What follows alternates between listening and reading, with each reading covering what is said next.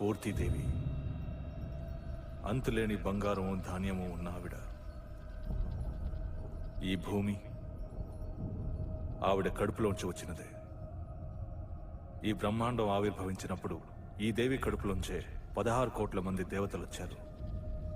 అందరికంటే తన మొదటి సంతానాన్ని దేవి ఎక్కువగా ప్రేమించింది. అతని పేరే హస్తర్. మీరు ఎన్ని గ్రంథాల్లో వెతికినా ఈ పేరు మీకు ఎక్కడ కనిపించదు. ఎందుకని నాన్న? ఎందుకంటే తన దేవి యొక్క బంగారాన్ని ధాన్యాన్ని తన సొంతం చేసుకోవాలనుకున్నాడు. బంగారం మొత్తాన్ని ఎలాగో అలా సొంతం చేసుకున్నాడు. ఈ ధాన్యాన్ని స్వాధీనం చేసుకోవాలనుకున్నప్పుడు మిగతా దేవతలు అందరూ కలిసి తన మీద దాడి చేశారు. కొంచెం కొంచెంగా తన ఈ బ్రహ్మాండంలో కలిసిపోవడం మొదలుపెట్టాడు. తన అంతమై ఈ బ్రహ్మాండంలో పూర్తిగా కలిసిపోవడానికి ముందే ఆ దేవి తనని కాపాడింది.